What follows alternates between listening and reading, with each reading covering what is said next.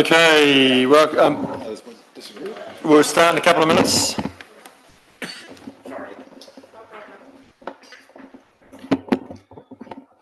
All right.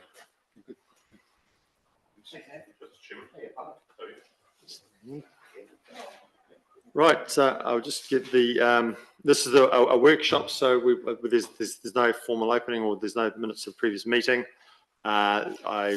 I'm not going to open the karakia because I don't have one in front of me unless so I'll just pass straight over to you. We're here today to look at the, as stage 2, to look at the reworked pictures and proposals that we had last time. And our objective today is to streamline these four or five or six I see we have here. 6? Three. Oh, so 3, sorry. Down to 2 or 1, then we can look at more earnestly. So this is being live streamed. And this is being live streamed. So it was initially was advertised as public excluded, but it's not. It's being live streamed. So a reminder. Anything from you, Tim, before we pass it over? Over to you. Lovely. Thank you, Mr. Chairman. Just what you have today on the screen here is the same as what I sent out yesterday. And what that is really the result of what we did 2 weeks ago. Now, if we think back to then, there was 19 options came through. You worked your way through that and considered which ones fitted with communities of interest. And as a result of that, we were left with 3, being 4 wards, 9 councillors, 4 wards, 8 councillors, and 3 wards and 10 councillors. You also asked us to consider some other matters as well. And you asked us to consider whether we could do a 3 ward with 9 elected members. We looked at that, and while we've endeavoured to do it, it really does struggle, particularly in the area. Burnham, for example, would have to be removed back out of the current ward that you see it sitting in with the other options. And it just didn't really quite work with that wider consensus that we were seeing there. Map sizes, as you can see, we've got the smaller ones and the larger ones. So for context, you can see how that works in there. The ward names also we changed to 1, 2, 3, 4, and that's what they all now show. And also option 3 being 3 wards now shows the improved colour. So rather than that dark blue. So effectively that's what we did. What we also looked at too was the 3 ward and 10 councillors as to whether we could make any adjustments around the West Melton end. I know you didn't ask for it, but when I looked at it a bit more closely later, it was quite close on the boundary of West Melton. And so we looked at that to see whether we could make a difference. You'll notice that's on your last page. We effectively couldn't. To do that, we really needed to shift the West Melton Airport really back into the ward number 1, which didn't really quite work with the communities of interest that we've been talking about before. So it was just another way of saying, could we make that one just a little bit better on that West Melton side, but unfortunately we weren't able to do that. So really it's not a large presentation really here for you. It's simply really the options you looked at last time, and whether you wish to remain with 3 options, whether you wish to think about any other options, or whether you wish to slim them down to maybe 1 option or 2 options around re-engagement. Now the process for after today as well is that because we've been in workshops, they're not a decision-making process. We bring back to you in the next formal meeting, which is the 12th of next month, the options where we've been looking, and we bring that formally back and you work your way through that in a formal decision-making process. So that's where we go to from here at that point in time. As part of that as well, you also will agree your pre-engagement you wish to do as well. That's coming up in a presentation for you to consider. But that meeting of the 12th is quite important, as it really does bring all this work together and it gives you the option to formally agree your pre-engagement as part of that process. Probably talked enough now, and open for conversation. Okay, so it's very loud. At the last meeting, we obviously went through these. We've had a couple of weeks to have a think about and look at them. First thing I would like to ask is the layout of these new pictures, having the breakdown at the top and then all of Melbourne shown at the bottom. what are people's, I'll ask what are thoughts on that at the same time as I ask for what are people's thoughts on the 4 proposals. So any comments?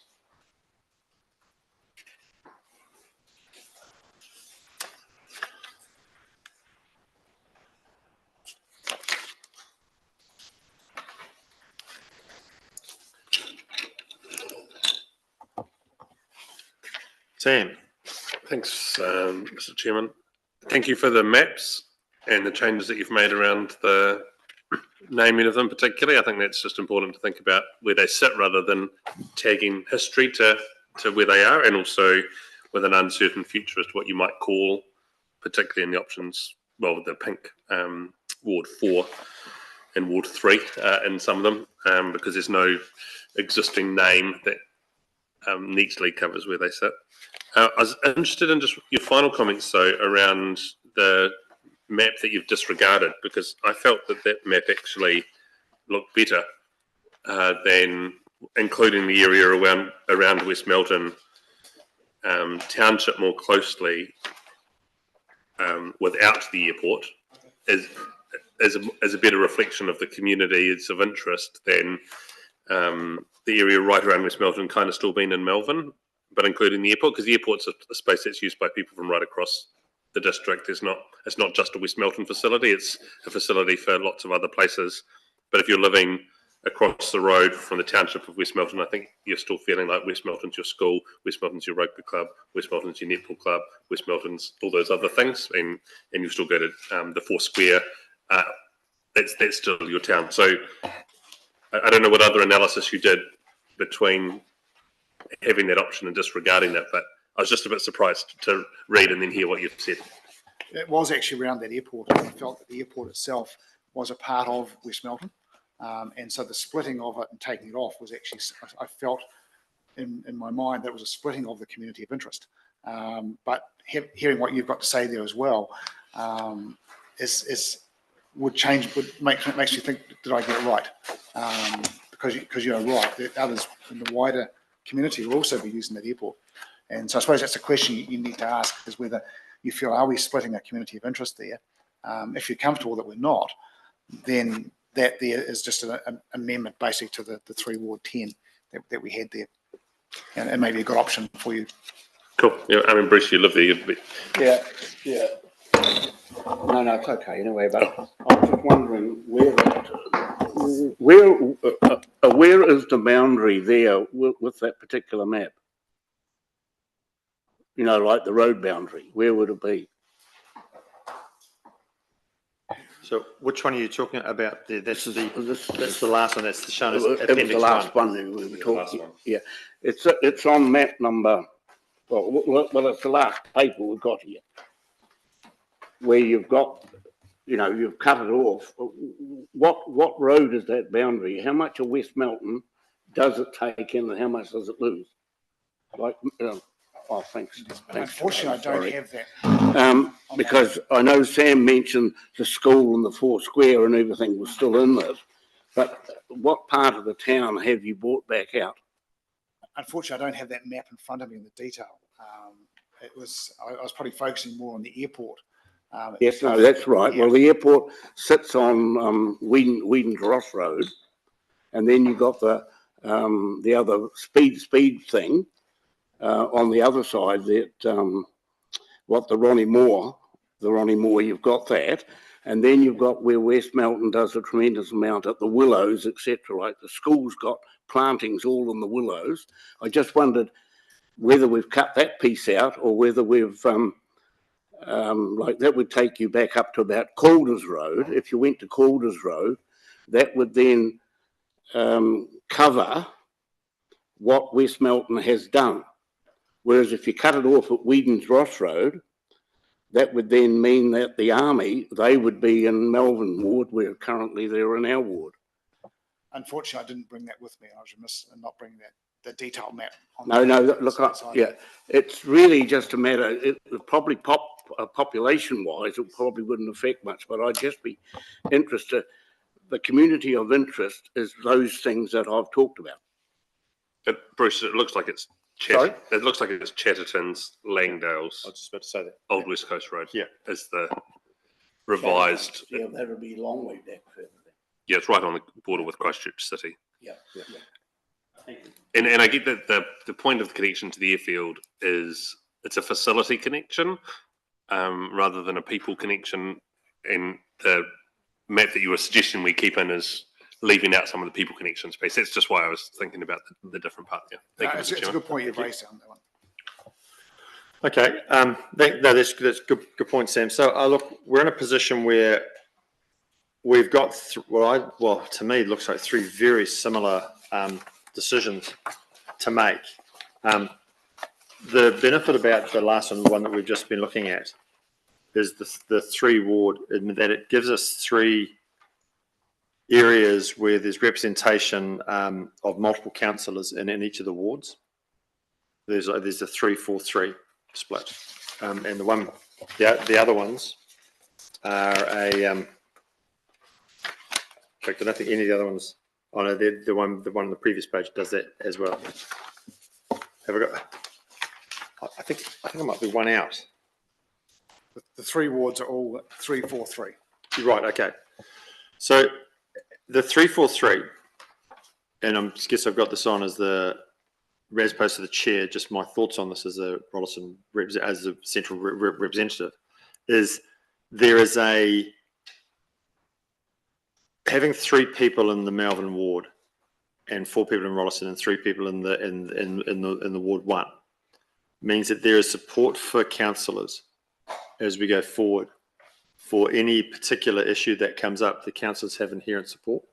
So, for example, if we take that option 3 with 3 wards and 10 councillors for argument's sake, and we've got ward number 1, which looks like a very large ward, but there are 3 councillors covering that ward. So if at any time there will be natural geographical decisions to make there. It's not till you look at the bottom one that you realise, in fact, how big it is geographically. Part of the problems that we've had with this process is that we haven't had the luxury of looking at things geographically. Everything's been done based on population. So that's my thoughts on it. That would be the one that I would be favouring. Would be that one there, because I like the 3-4-3. So now I'll put my chairman's hat back on. Are there any comments, questions, Lydia? Well, I just wanted to ask you, what map out of the 3 wards, 10 councillors did you like better? Was it the one on the back? Because that one makes more sense to me around actually including West Melton as a whole. I don't agree with it being split up. So the map that is on the first page. That one. Yeah, the second one. So.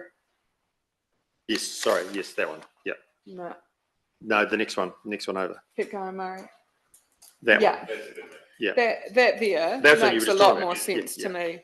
And the people that are actually outlined on the other side of West Melton are probably have a lot more in common with a rural person than the urban. Just in that small parcel. And I mean, most of it is the airport.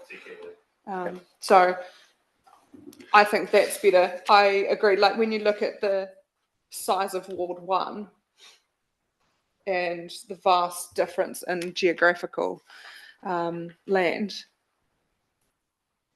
I worry about there being one councillor for Ward 1 on the other maps. Yeah. And Ward 3. I have concerns around that. Yeah. And I guess that's the compromise in some of it. But I guess we have to change something because it can't stay the same. Thanks, Lydia. Yeah.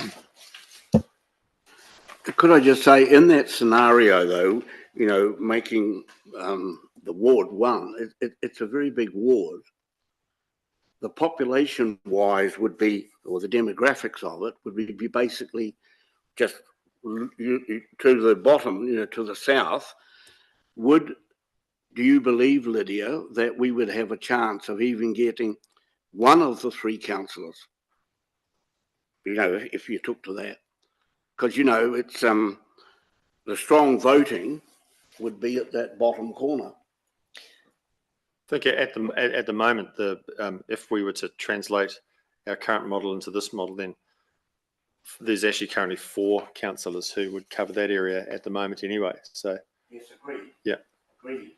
But no, the biggest population is at, calling it, you know, at the south or the bottom end. That's where the biggest population is. I'm just wondering, you know, of those councillors, would Melbourne actually get a councillor? actually, as Malcolm just Like who currently lives in there?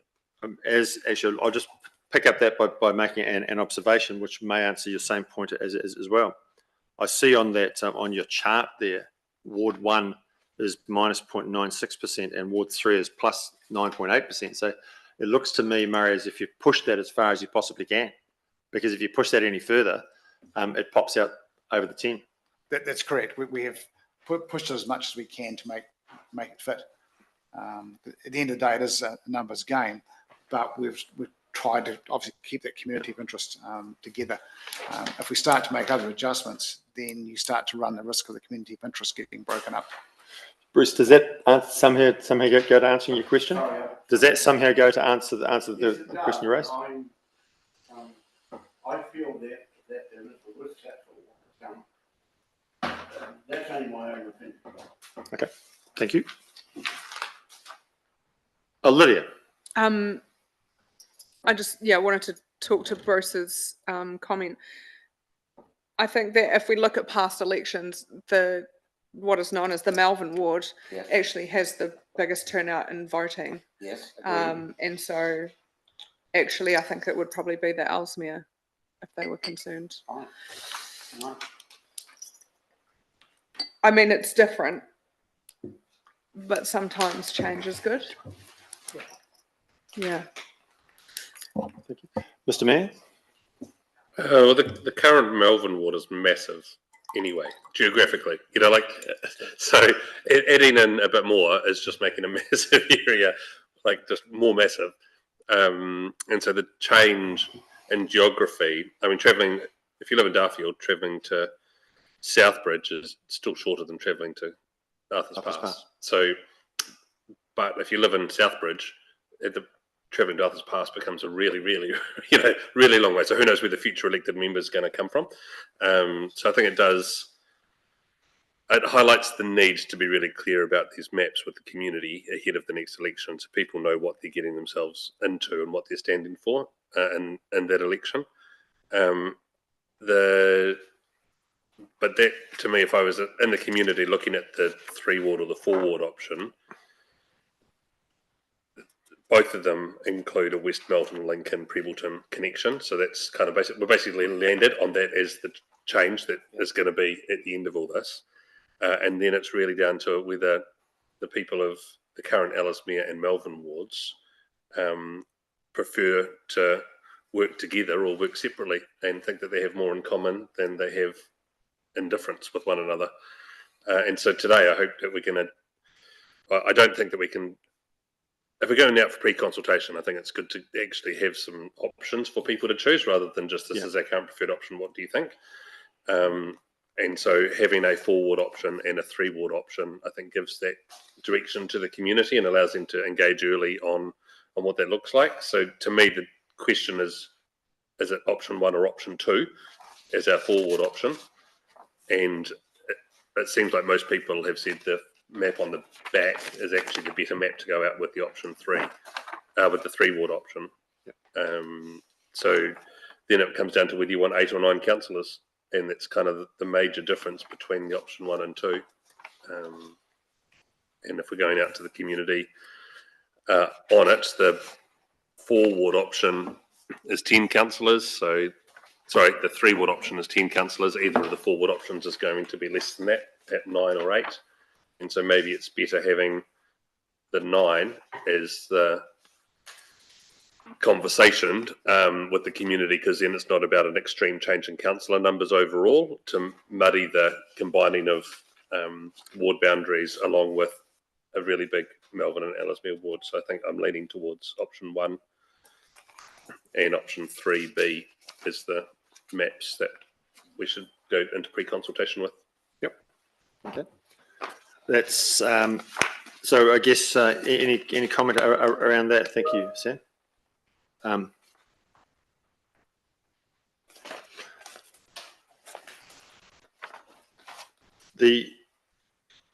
Picking up on what Lydia was saying before, it does mean that then Ward 1 and Ward 3, in both of those, in all of those models, are left with one councillor. So yeah, that's just an observation more than anything else. Is there any comment before we? Otherwise, we can move on. Lydia. I mean, this is going out for pre-consultation, right? So we're putting this out to seek feedback, and then we will reassess depending on the feedback that we receive. Yep. I mean, what if our community comes back and says they don't want any changes to anything? What happens there? Well, we have to change because our current one Well, I is know there has to be some. yeah, some narrative around it. Yeah. Yeah. So we're minus 17 in Ellesmere and plus 23 in Rolleston. So that's the reason for the change, and the change that we're proposing is to one of these two. I think my concern with what you mentioned is that is Ward 1 and 2 occupants just going to stick with the Hardy annual line and just say, do we need to show the courage and say, in actual fact, we can see that is a community of interest going right up there as is in the 3B, and by giving them an option like 1 or 2, are we hardwiring them to naturally come back and say that's closest to the status quo? That's the one that I think we should be going for.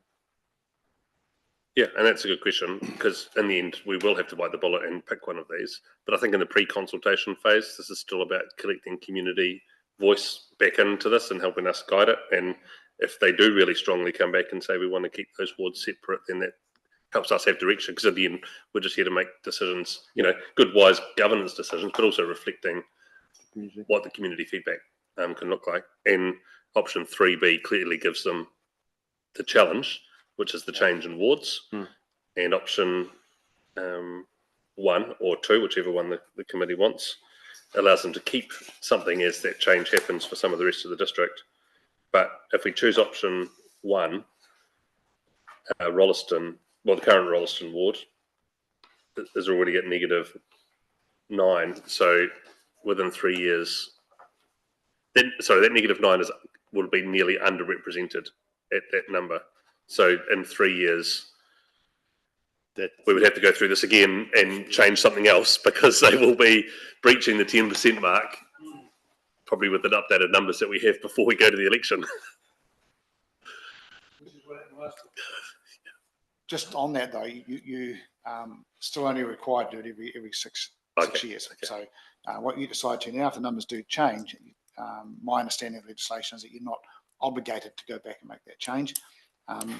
Last time it was agreed with the Commission, given the nature of what was changing, that this would occur. That's why the process has been 3 years. 3 years. Yeah. But option 2 would actually give us more breathing space to know that at that election and between reviews, should we do it every 6 years, we've got some breathing space without those numbers changing as quickly. That's correct.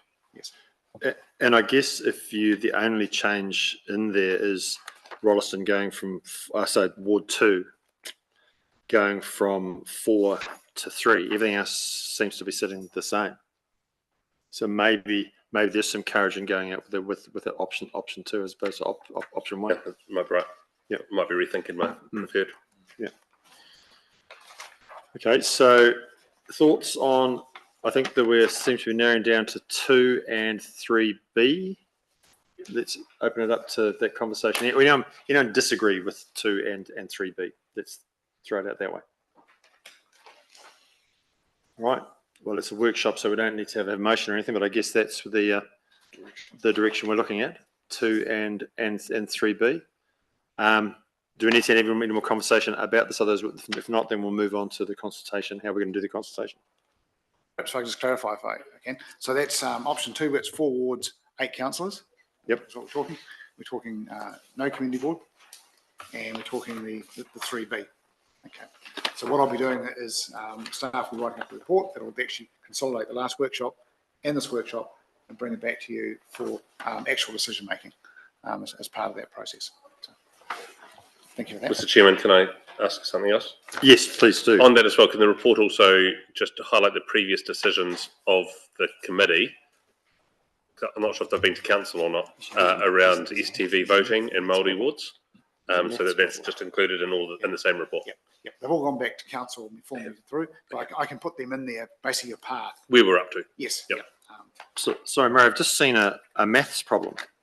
If I could just quickly hit that. It's not. On option 1, we've got Ward 2 has 32,690, divided by 4 is 8173.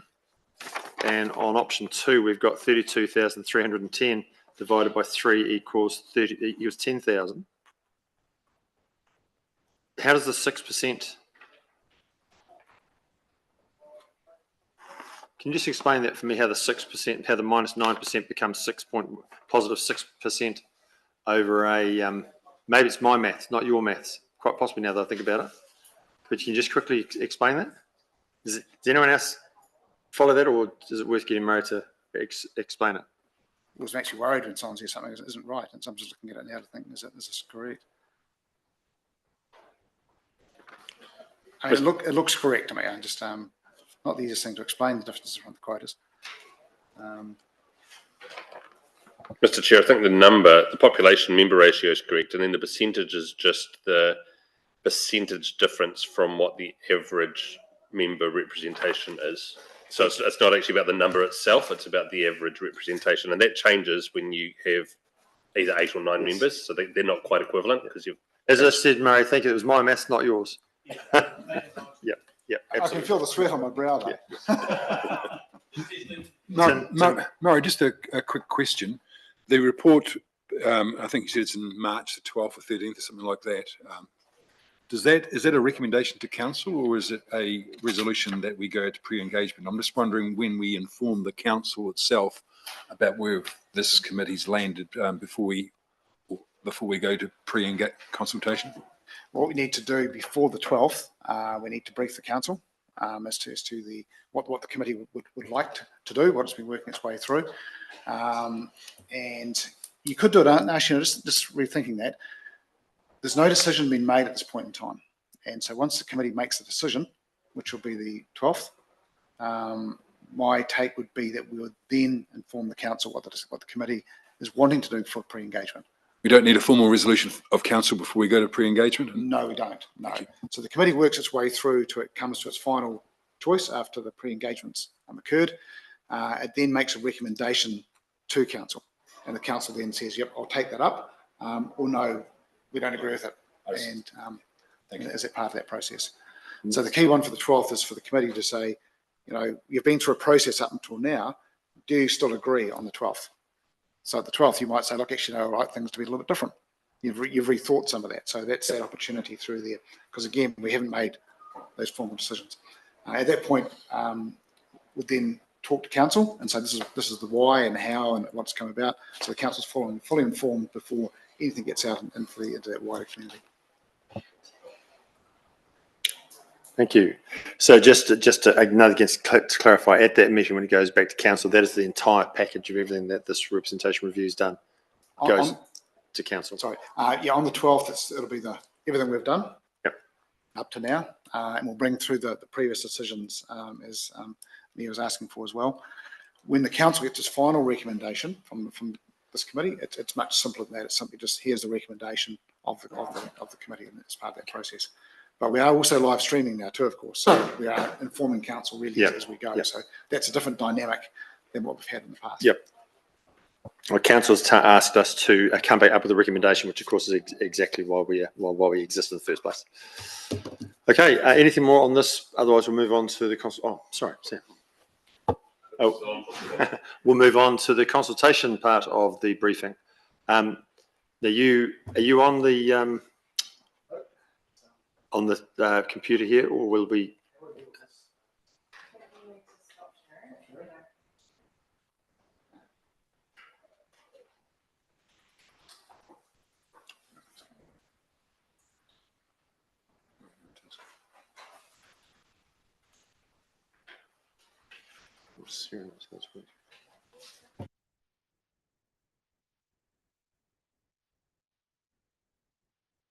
Okay, Sarah, thank you. Yeah, well done. Well, Hopefully I haven't jinxed us. over to you. Awesome. Take us on the journey. Okay, so we were tasked with coming to the group with a consultation activity plan. And so the way we approach that is to have a look at the research that Research First gave us. And they gave us a really great understanding of our community when it comes to their feelings towards representation at a local council level. What we took away from that is that our community has some challenges in terms of how it defines itself within the electoral ward boundaries, but desires more genuine engagement and representation.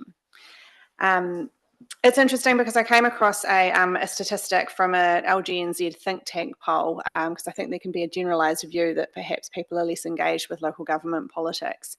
And what that poll actually found is that people really do want to be engaged with, but often they don't feel they can. So according to their poll, a clear majority of the public, at 72%, and this is a national thing, want to be involved in council decision making, with 65% believing it is important to be involved. So I guess that just sets the scene that this is a really important thing that we bring to our community. Of note, just as a side note on here, as I just wanted to highlight, and I know this has been mentioned throughout this process, is that the timing for bringing this to our community is similar to that of the long-term plan, and so there may be challenges in terms of community engagement.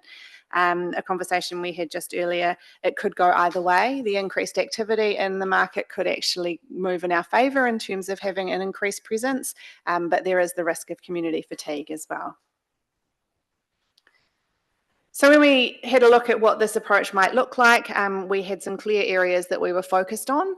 To my earlier point, informing our community of what representation review is and what it is that we're looking to do here was really important, and also to help them to better understand what a ward was and the boundaries and what it was that we were looking to do. So to assist in that, we're proposing to use clear imagery and messaging, and a combination of our owned and earned media channels. And this also gives us an opportunity to perhaps focus on some of the geographical areas which were less engaged in the research, which is the Springston, Kirwee kind of areas.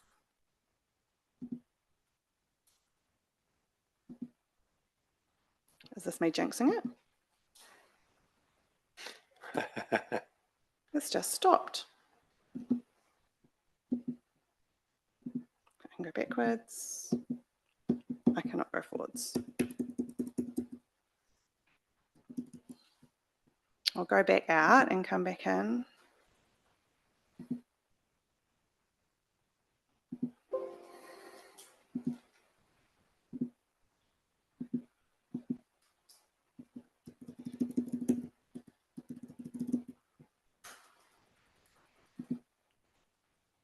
Sorry, I'm not sure what is happening here.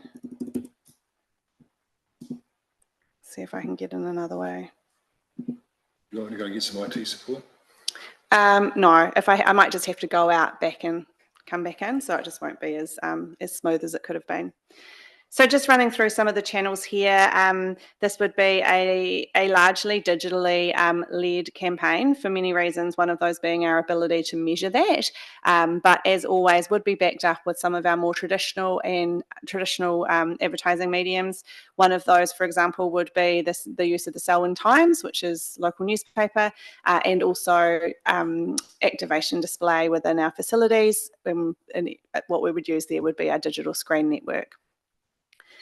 Councillors, including our Youth Council and Melbourne Community Board members, would play a big role in this and helping to educate our communities and to keep the conversation going, so having those conversations. The way that we would help to facilitate that would be to connect a communications toolkit with councillors, Melbourne Community Board and Youth Council, so that there were key messages available for them to help to inform the community, and so that everyone was on the same page in terms of the information that we were handing out there. Just a quick note on Slido, which is something that we are starting to use more of. It is a presentation software that is shown digitally. It's used a lot by central government. The really great thing about Slido is that you can give an informative presentation and interact with your community at the same time. We're able to moderate questions that come in, but it is a two-way conversation with our community online. We can then use that as content, so we can record that and use that in future for as part of a campaign to show people what it is the representation review is. And then just a bit of a roundup here. So the focus is very much on, our approach would be very much a focus on education and helping people to better understand representation review, ward boundaries, that type of thing. And I guess a challenge for us that we're working on currently is how we demonstrate and show what those changes to ward boundaries may be to our community, so that it's really accessible and they can understand and easily identify how that impacts them and where they're kind of sitting on the map there. Okay. Any questions on the proposed consultation process? Sam.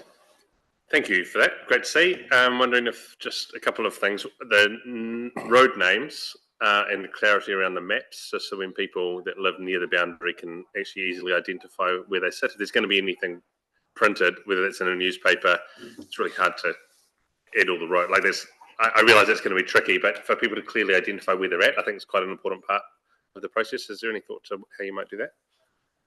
Yeah, so I think that's a great question, and that's something that we're working through at the moment. I want to use the word interactive because we would love to get to is that we're using interactive maps that people can use. I don't know what the reality is of that at this stage, but we'll continue to explore that. In terms of how we represent that on printed media, we're open to any suggestions. One idea that we had kind of thought about is that we would make use of QR codes and that type of thing in printed stuff, so that people can drill down further and give them a bit of an illustrative representation, and then those who are on boundaries and that type of thing can drill down further by connecting in digitally. Cool. Yeah, I think online is much easier for that stuff. So a GIS map that people could go in and out, see their property, and tells them, or even type in their property, and it'll tell them what ward under proposed option status quo. Well, don't call it status quo. Get current where we're at, because it's not an option. Option 1 or option 2, as these will become when we go up, would be important. And the other thing is the stuff that we use. Oh no, actually, I'll come back to it. I have a question before I ask mine. I'll see if there's anything else. I think it's important that we focus on a name for these 1, 2, 3, 4s, so we can socialise it before we go out. How do you mean? Well, at the moment they're 1, 2, 3, and 4, and we're used to Springs, Ellesmere, Oh, as in Melbourne. the wards, you mean, not the wards, options? yeah. Okay, yeah. I suppose we could ask for suggestions, but I think it's important that if people have been used to being in a ward, they know the place in which they stand in. Just a suggestion. East, central, north, and south.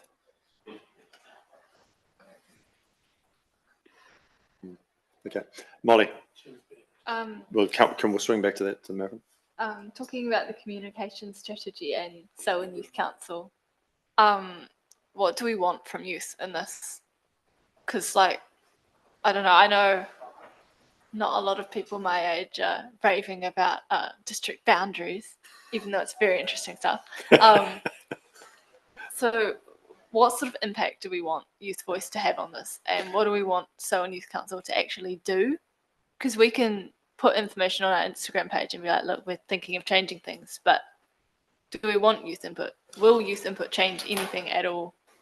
Is sort of what I'm asking. It's a really good question, Molly. I think it's not just the demographic you're talking about that doesn't care. I won't say this.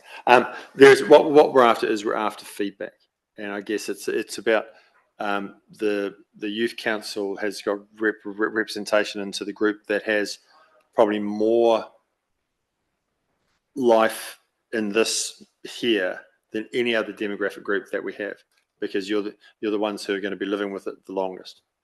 So the decisions that we make here about how we elect what we look like, the number of councillors,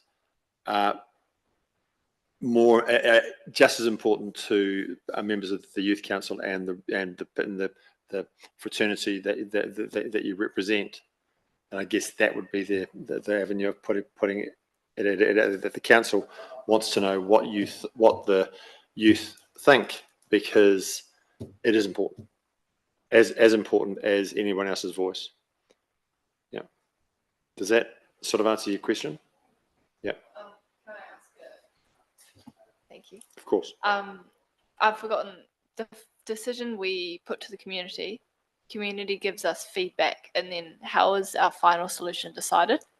Well, so correct me if I'm wrong here, Murray, but what we do is we go for this preliminary consultation, which is what we'll be doing. This is what we're talking about now. Oh, yeah. It comes back. We make a decision, and then we make a recommendation to council, and then council puts it out saying this is our decision.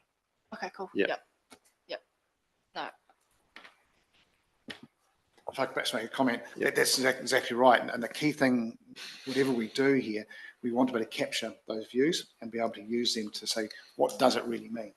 So with the electronic means, that's relatively straightforward to be able to capture what people are saying and doing. It's a bit harder when we have conversations with just perhaps as groups or people. We need to make sure that if we've got something happening like that with perhaps youth councils, that we've got a mechanism to bring it back so that we can use it and know what it means to us. And it's about the owned and earned, which is what we were talking about before. So we were talking about before. It's the earned ones are the shares and the things that, you know, how we put things out on our own thing, and then how it can be encouraged to be shared so the information goes out wide. And that's where, through social media, one would argue that the youth are probably better at that than other people who are in our area. Sam. For the youth council piece, there might also be, this might change the representation of youth councillors on the youth council. That may or may not, but we currently align some of that conversation towards, and people come in from particular places. It might be that stays with towns rather than what even new ward looks at, but that would be a change. Again, I don't think that affects many young people in the community, but for the youth councils, for your current youth council to think about, this will have an impact on the following years. I'm wondering if in the consultation we're going to, it's not positives and negatives of each of the two things, but like the contrasts, I suppose, between them, so that you can really clearly see the trade-offs that will be made if you choose what will become option one or option two.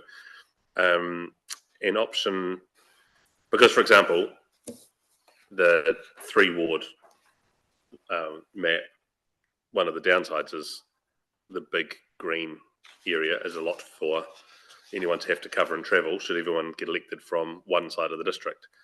But the positive, well, the trade-off there is you've got 3 people to do that work rather than possibly one person in the other piece. So I'm just wondering, is there any thought to what the language we could put around the trade-offs and how we could form that into a reasonably simple, maybe the key 5 trade-offs that we have to think about as we discuss between the two, and then that would help as we talk to our communities. We're actually talking about the things, we're getting down to the nub of the issue around trying to understand why one option's better than the other. Otherwise, I think we risk people looking at a map and thinking that looks like something that I've already seen before, and so familiarity wins and the 4-ward option becomes a winner. Or people, you know, like there's lots of other drivers that might make it, but if we can drive the discussion along the lines of what our key trade-offs are, then I don't know, I just think that would help me in a conversation with anyone in the community. Yeah, so we can include that in kind of a key messages space. We can work with the committee on what that looks like. We just need to be careful of the language that we use and be quite thoughtful in how we kind of present that. Could we do something, you know, before national elections? There's those options like Vote Compass, and you can jump online and it asks you 50 questions, and then you give your preference on it, and then it tells you which parties most closely align with your answers, and you can ignore it if you like, or follow it. Is there a way that we could look to do something similar, that we would give them the 5 things that we're kind of looking to trade off here, and then they choose, I think that's a better option with that many councillors, and that's a better option with that many wards, and that's a better option with that size of stuff. And then at the end it says, based on your answers given, this option most closely aligns to those answers. We can definitely go away and explore that. I'd imagine that there's probably a cost associated. Yeah. It'd just be dependent on what that cost would be. Cool. And how the group felt about that. But it's a nice idea, though, isn't it? I just think we want to make it's quite hard to understand. Like it's Yeah, reasonably yeah, complex, and there's yeah. lots of moving parts. So the Yeah. easier we can make it for the community. I get the cost piece, but yeah. The National Election Compass was a great tool. I think most people know. Malcolm. I think it's important in our comms that we explain why we have to do this. Because as we've already heard here today, well, why are we having to change? And I think getting the concept of the plus or minus 10% across is not easy either. So we need to spend some time on that to set the scene as to why we're going through this process, and it's mandated that we have to do this process. I think we need to educate the people as we go so we can take them along the journey. Sam. And a key part of that is helping those that don't live in Rolleston, who think Rolleston gets everything because everyone's from Rolleston, see that by doing this, we're setting the decisions the council makes to be fair decisions because everyone's represented about equally. So it's what goes behind that 10% that I think is helpful in the narrative to share with people. So Lydia and Phil come from completely different parts of the district, but each supported or making decisions for the same number of people within Melbourne. Yeah. I was about to say exactly the same thing. And I was also going to say that we have followed the plus or minus 10% throughout the whole process. I remind myself that we did look at veering away from that early on, but the legislation pulled us back to the plus or minus 10%. I also wanted to, I was reflecting on what you've been saying, and I just want to remind myself that this means that there's no public meetings in a direct consultation for this. I just wanted to let the committee know that there's no planned public meetings, and that the clash with the LTP consultation has been an unavoidable consequence of two processes that are legislated separately that have ended up in the same place at the same time. Have I got that correct? Yes, that's correct. So we're moving away from the full-on public meetings towards more of a measurable space. To Murray's point before, we're able to funnel into the Your Say Selwyn site for feedback as well by using digital channels for that. In terms of the connection with the LTP and representation review, yeah, they're both legislatively required, and it's just the timing has connected.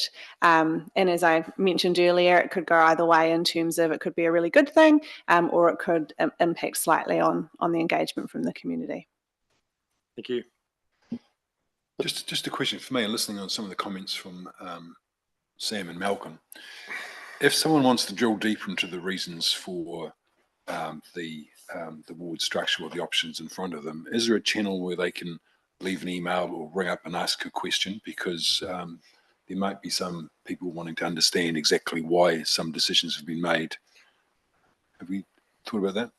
Yeah, so we'd be referring people back to the standard customer service channels, but we would be providing them with the information that they needed to be able to direct that in the right space, which is that connection point to the communications toolbox. So as well as providing that for councillors, staff within the organisation would have access to this, particularly our front-facing staff, so that they could answer questions. If somebody walks into a library and goes, "Hey, what's this all about?"